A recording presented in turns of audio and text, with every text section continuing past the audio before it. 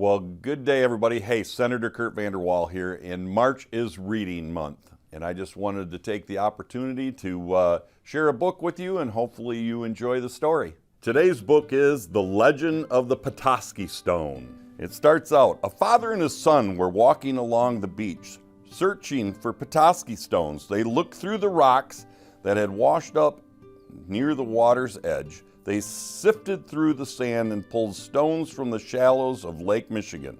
The father was watching the water roll towards the shore when all of a sudden a wave splashed at his feet. It was then he spotted the wet gray stone. It was round and smooth and had a beautiful sunburst pattern upon it.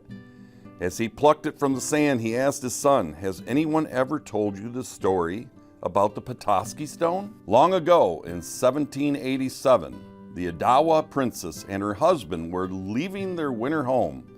He was a French fur trader who had been welcomed into her tribe as an honorary chief, and he had walked through the winter collecting furs in the area we now call Chicago. But when spring arrived, it was time for them to travel back to their summer hunting grounds along the shores of the northern Lake Michigan. The family traveled day after day, but the journey was slow and hard because the princess was ready to give birth. One night, as they neared the mouth of the Kalamazoo River, she could not travel any further. The family made a shelter, and while the princess remained behind the deerskin door of the hut, her husband waited outside, listening to night sounds and admiring the stars in the sky. The princess began to give birth to the baby as the chief waited nearby. Hours passed and the stars dimmed. The moon began to fade and the night animals became quiet. But then as it became almost silent, only moments before the sun was ready to rise, the joyous cry of a newborn child filled the woods and echoed over the water. The chief held the baby in his hands, feeling deep and instant love. At the moment the sun rose, casting ribbons of beautiful light through the trees, as sunshine fell softly upon the baby's face, the father said, "He shall be Petoskey, and he shall be an important man." He named him Petoskey because the word meant the rays of the rising sun, or the sunbeams of promise. He knew this was a good name because it meant there was always the promise of a new day. As his father adored Petoskey, was bathed in the most beautiful morning light, and it seemed as the nearby lakes, rivers, and forests whispered his name in approval.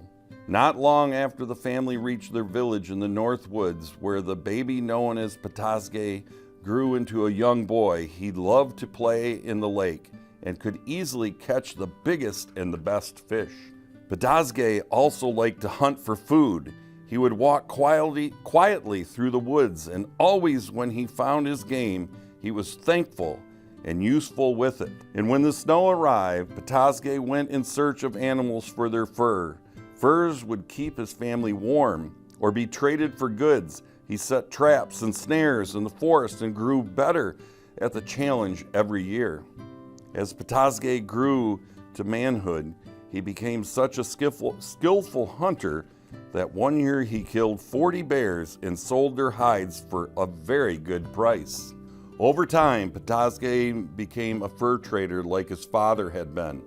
He traveled by water to Indian villages collecting furs. He piled his birch bark canoe high with pelts and raised a sail made from an old blanket. As he gathered breeze and pushed him along, he sailed through the inland waterways to the east side of Michigan. From there, he pushed on to Mackinac Island, where he would trade them for goods. Petoskey loved his homeland along the shores of northern Michigan. It seemed as if all nature had belonged to him and that he had a special place along the bay. Eventually, Petoskey married and became a father. He was now a headman, which meant he was third in line of his tribe. This was a place of honor, one that was earned through his intelligence and his fairness.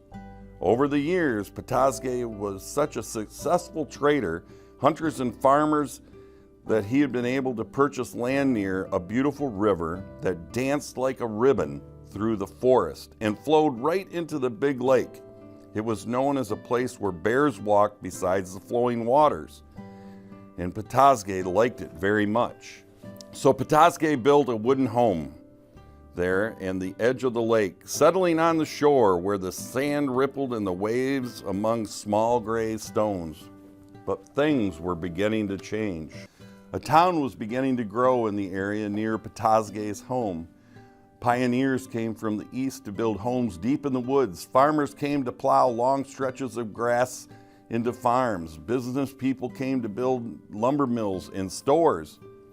One man, Hiram O. Rose, came to set up a general store and other businesses. He quickly became friends with Petoskey and began to call him Chief Petoskey as a sign of respect.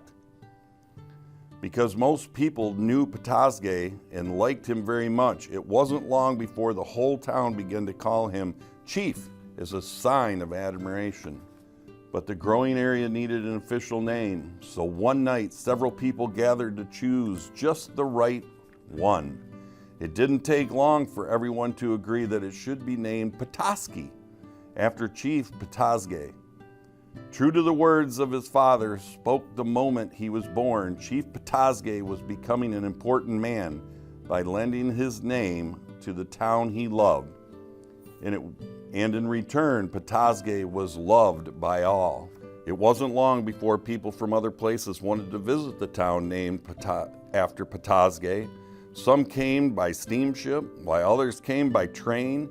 They came to enjoy the beautiful lake and the breath of fresh air, but they also came to walk along the shore and search for a special stone that appeared to hold the rays of the rising sun inside. Because the stones seemed to be found everywhere near Petoskey, they soon earned the name Petoskey Stones. With that, the father placed the Petoskey Stone into his son's hands and whispered, "The place is here, and that person is you." The little boy held the stone as tight as he could and looked at his father with love, and just then as the sunlight fell upon them, it seemed as if all the nearby lakes, rivers, and forests whispered Petoskey's name once again. Today, when people search for Petoskey stones, they hope to find the rays of the rising sun. And when they do, they carry sunbeams of promise, the face of Petoskey, who was showered with the rays of the rising sun. From the moment he was born, each stone is a reminder of the man who gave his name to the land he loved, and the beloved stone that offers the promise of shining new tomorrow for everyone. And that's the story, or the legend of the Petoskey Stone. And just so everybody knows, I continue to search with my children and now my grandchildren all the time for a Petoskey Stone. Have a great day.